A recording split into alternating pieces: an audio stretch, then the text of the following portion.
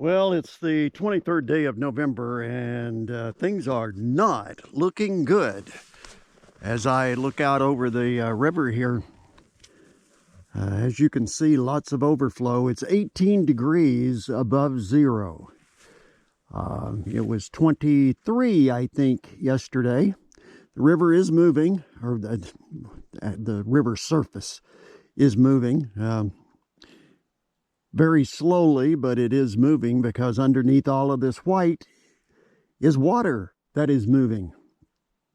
And we'll try to zoom in on this, but as you can see, everything beginning to melt. So let's get down to the boat. We're having to deal with it. The river took it yesterday and sucked it down at the stern. So let's see what kind of condition its condition is in today.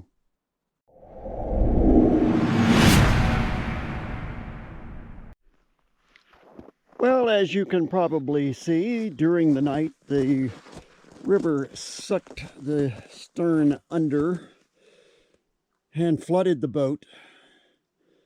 Of course, this is slush, basically. So what I have to do is hook to the rear of the boat there, and then use the come along to pull the boat up onto the pipe you see, kind of giving it a slant and getting it up off of the sand. And then we can use the bucket there and get the water out, and hopefully get this thing completely out of the water. If not, I will pull the engine, and we'll just get the engine and the controls out for the time being. Well, some folks had asked how alone we are out here. And in this 23-mile long stretch of river that extends from Manly to about a mile or so past us, upriver, there are, let's see, 1, 2, 3, 4, 5, 6 home sites other than for ours here. So we're all in the same boat. There's no way that any of us can get to the other to help with a situation like with the boat here. We can't get to our firewood because our firewood is on the other side of what we call our meadow. And the meadow is a very large slough, and it's nothing but slush. All of them are. So we're kind of stuck in place here. Give me the stick. Give me that stick. Ready? 1, 2, 3. Floppy-eared dog. You're my floppy-eared dog. Alrighty, people.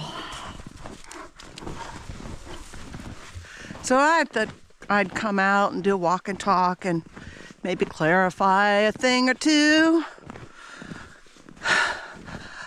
about some of the comments people have been making. Now, first thing I want to say, if you want to come on our channel and attack us and use vulgarity on our channel, your comments absolutely will be deleted. There's no room for that on our channel. We don't curse, and YouTube probably doesn't take it too well either, but the bottom line, it's our channel.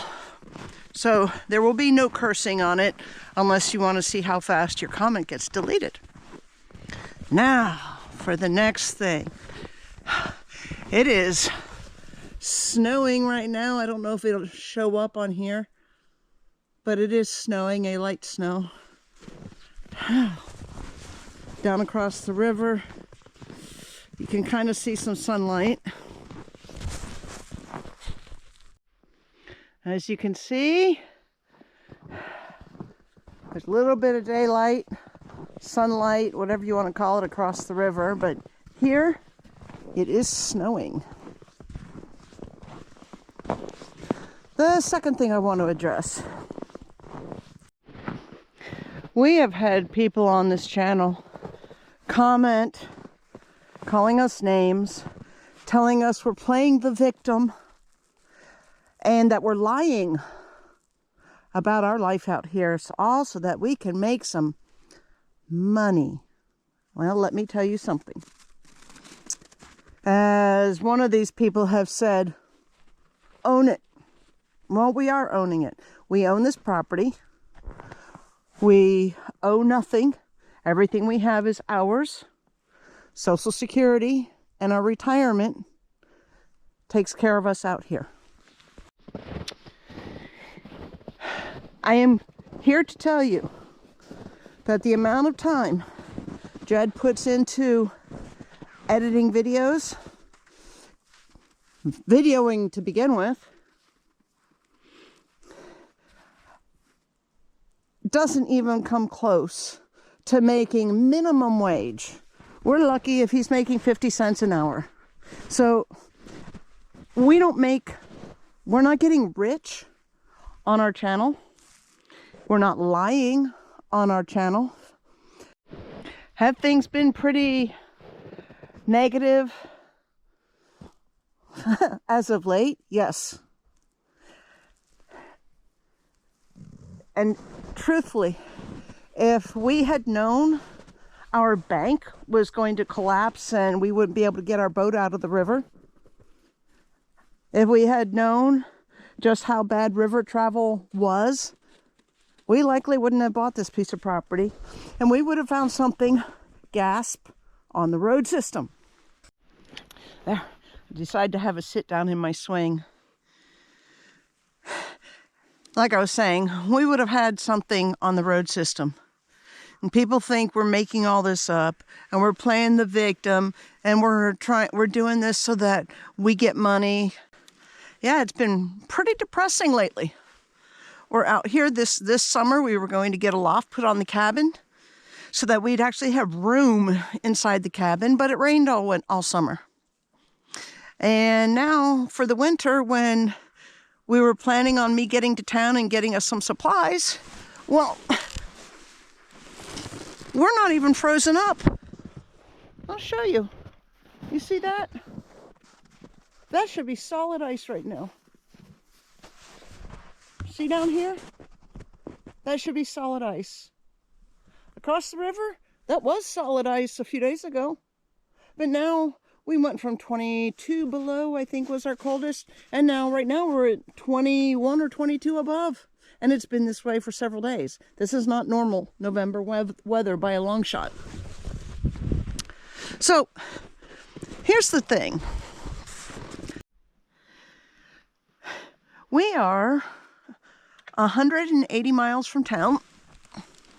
We are 20 miles upriver from a small town or village, I guess it's called. And my truck is parked about 3 miles away from the river launch. So I generally have to depend on somebody to come get me. That 180 miles, one direction, means I usually have to spend a night or two in town to get what we need and then come back. And everything depends on the weather, whether or not I'm getting back home. No, there are so many of these off-grid and even remote homesteads and channels on YouTube. And yet you can look at them and see vehicles in their yards. Vehicles, they have roads. Yeah, they can be remote and they can be off-grid, but they can still get to town. They don't have to worry about whether or not the river's frozen solid or whether it's totally melted and open for the summer. They can drive to town. If something breaks at home, they can get to town. They can buy what they need and come back. We don't have that luxury out here. And one of the amusing things, amusing to me, is these people who go on and think we're doing this to make some money. Well, here's a funny for you. Jed and I were approached by a reality show company based out of England. This was three years ago, I guess. they wanted to film us out here. Here's the sticker, the sticky point, I guess you'd say. They didn't want me to be married to Jed because they felt that he was too old and it wouldn't look good on video. So they wanted to pair me up with a younger guy who was going to be my reality husband. And they wanted to make the show more about me instead of about my husband and me. And we would have been paid uber good money to do that show. But we chose not to do it because guess what? It was a lie. And the other thing is the people accusing us of lying and, trying to get the sympathy money and all this stuff. How many of you out there watch these reality shows, the Alaska reality shows? Because I'm here to tell you, they're not real. We know somebody who's been on more than one of them, and they've told us how things are set up for failure because that way people will hold on and they come back for the next episode or the next season or whatever it is because, oh my gosh, the cash was collapsed. How are they going to make it through the winter? That kind of nonsense. Now, the people that are on these shows, they get paid very good money.